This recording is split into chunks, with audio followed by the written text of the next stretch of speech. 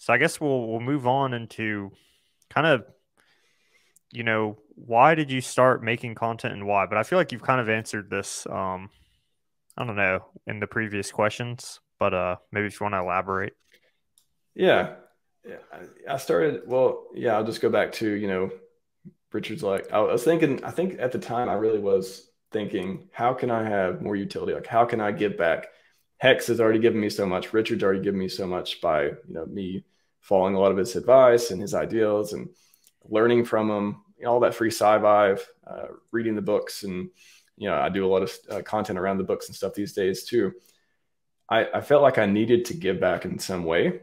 And I just happened to remember, it always stuck with me, these live streams of people asking, what can we do to help? What can we do to help? And he's like, have utility, go, whatever you're good at, go do that. And, do it for the community, use whatever unique skills you have or acquire such unique skills and go apply them and go help the community in whatever way you can. And me having, a particular set of skills, especially with security, with, technology, being in big tech for a long time, I can understand this stuff. I can kind of disseminate information. I have fairly good writing skills. That's why I have a blog and I'm able to publish information and really test stuff and synthesize it down to a level that makes it easy as possible to understand. I really get enjoyment from that, helping people like really grok complex topics by like breaking down it in steps and showing the nuance and showing the background, the basics, and all that stuff. So that's why I started making content. And I wanted to improve myself. So I wanted to become a better interviewer. I thought, Lex Friedman, for example, Joe Rogan, those were kind of inspirations of like, oh, these are like, I love long form content. I love listening to them. I love the clips they would do. So literally when I started streaming, I was like, I don't want to make these pre-made videos. I know that's like the YouTube thing to do. I don't want to be a YouTuber. I just want to be like a creator. So what is the most frictionless way I can do that? Well, I can just interview people and then I can talk about interesting stuff that's worthy of clipping. And then I can just learn how to use, these programs that clip stuff. And then I'll publish the clips.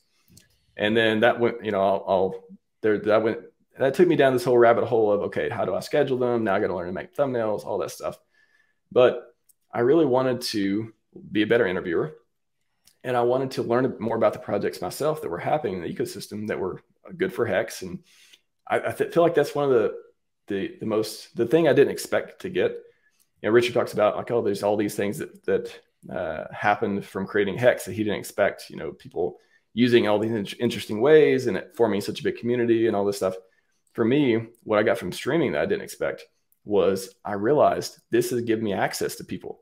Like if people, if I'm able to produce valuable enough content where people like the content and people want to come on the show who are building these products or are experts in some area, if they want to come on the show because they know they'll get distribution, they know that they'll have an interesting conversation, they know I'll ask good questions, then, and I can get access to them, I can ask them questions I'm wondering about. I can learn more about the products. I can understand liquidity providing better.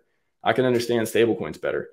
So it's just this, I didn't even think of that until it started happening. I was like, wow, these streams are so exhausting to do after you prep for them and you do them. And, you really get into the technical side, but I'm learning so much myself. And I can tell, me from a year ago to now, it's just, I've just exponentially got so much more information about these different crypto products and different nuance around the ecosystem and how this stuff works that I never could have got before had I not started talking to people for hours about the stuff like that. So that was motivation for doing it.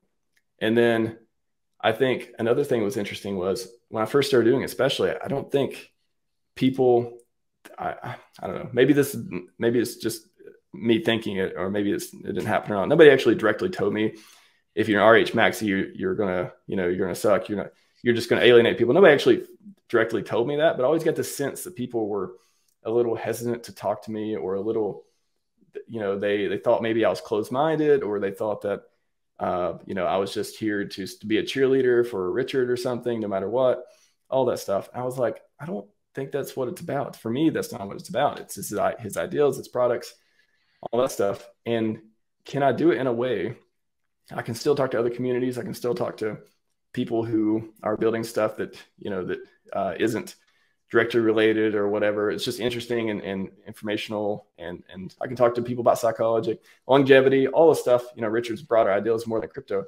I can do that in a way that's not toxic. It's going to make people feel like, whoa, you know, this is a healthy brand of maximalism. It's like, hey, this guy just likes Richard, his ideals, and he wants to promote stuff that he likes. And so to me, that was kind of a challenge of like, can I take this brand of being a maxi and can I make it into something that is like, you know, cool and healthy and educational, valuetainment? Like, can I make people interested in this?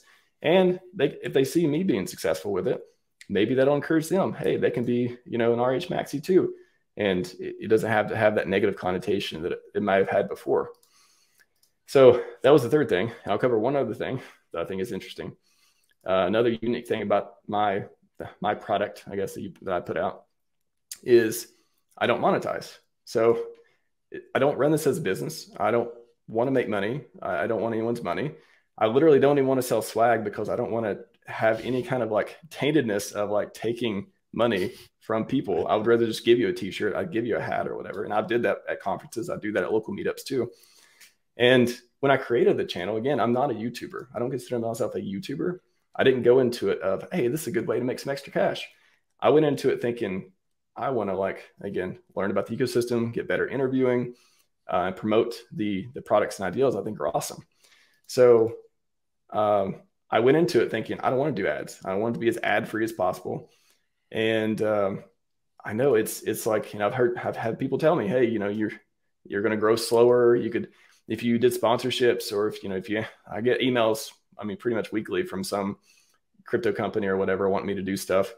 And people, even in the chat, they're like, well, I want to super chat you. Why can't I super chat you? I'm like, I'm sorry. I just don't want to do it. It's just part of my principles. I don't want your money.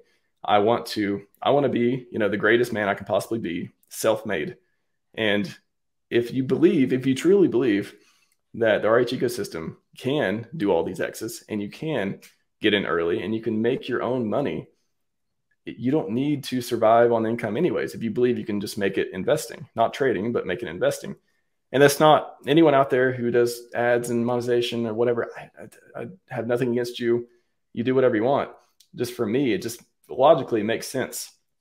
I'm not a YouTuber. I'm a creator. Happens to be on YouTube. And I don't need the income. You know, I have income already. I have my investments. And to me, it just makes it cleaner. It makes me feel like I can keep the show with better integrity. It makes me feel like people can trust the content more because they know nobody's paying behind the scenes or even covertly or overtly. And it just makes me feel like I can produce a cleaner product without having any strings attached one way or another. So I think that's one unique thing about the content too, is I literally choose not to monetize, and I go out of my way to not take money from people as much as I can. Nice. Yeah.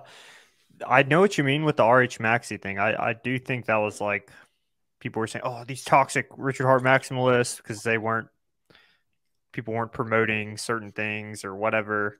And I guess there are some people who are very passionate about Hex and they just attack anyone. Saying it did get kind of a toxic label maybe for that kind of thing. Especially in the early days, I feel like people wouldn't even talk to me. They wouldn't DM me back or anything. And I was like, is it because it's the Maxi thing? Like, can you just watch some of my content and know that I'm not, you know, it's not the way you're thinking it is? You know, it was interesting that, especially when I first started streaming. Yeah. And then the monetization is pretty cool. That's pretty noble and awesome.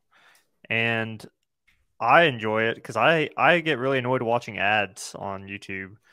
And so I don't monetize my channel, but it was because I was like, well, I get annoyed when other channels have ads, so I'm not going to have ads. Exactly. Like, that's the thing. It's like, I don't like ads. They think they destroy the experience. They destroy the flow of information.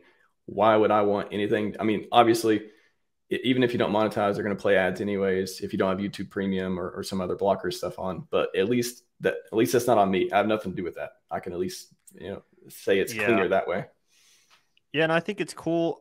Like, Richard Hart doesn't have ads on his channel, and it kind of speaks to like no one's. I'm not a like no one's like. I guess in some ways your speech is a little bit policed by YouTube, and what you can show is a little bit policed. Yeah. Like your So like, what am I going to do? What am I going to get? Like $10 a video or something if I monetize? Well, let's say you're getting $100 a video. Like, do you want to have those handcuffs? Do you want that to be your job? Do you want to have yeah, it would kind of responsibilities kill to the YouTube? fun of the You two. want to you want to never curse, you know, I don't know, like whatever rules. You want to never talk about zombie virus. You never talk about like whatever. I'm in this for more freedom. So to me, it just makes sense. Why would I sign up for something, even if they were paying me decent money? I don't need it. So like why would I sign up to give myself less freedom? I'm working towards like more freedom, optimize towards more freedom, not less freedom. Yeah, and I've heard someone commented on my when I said I wasn't going to monetize, and they said, "Well, if you monetize, your message will go out to more people, and you can like help more people." But I'm still in the camp of But agreement with you, where like I just enjoy dude, not having ads, but so people can that's just click and watch. but like that's the same thing as saying, "Oh, I'm going to claim this airdrop, or I'm going to buy this other coin, and then when it goes up, I'm going to sell it and buy Hex." Like All right. that's a cool story. I get it, Mm, but does it actually happen, or do you end up like just degen coinery? Like does it just degen into that? Like most of the time, you're going to see your influencer talk about it. Oh my god, I got to get some more of this, and become the airdrop is just a carrot, you know. And now you're in. Now you're promoting them. Now you can't stop tweeting about them. Now you know you got to tell everyone about them because it's the new airdrop, and you think you're going to be a whale, so you're going to like, but you're going to turn into Hex eventually. Maybe. So that's the trade-off. Like I acknowledge it's not like, again, it's not like I'm naive, and neither are you, obviously. It's like we understand the trade-offs. Like I get it. It's just you know, everyone picks their brand. Everyone's able to put together the system that they want to do, the product they want to put out, and mine just involves no monetization. And I don't want to deviate from that. Not maybe in the future I will, but like currently I don't need to. you're such a jerk, dude.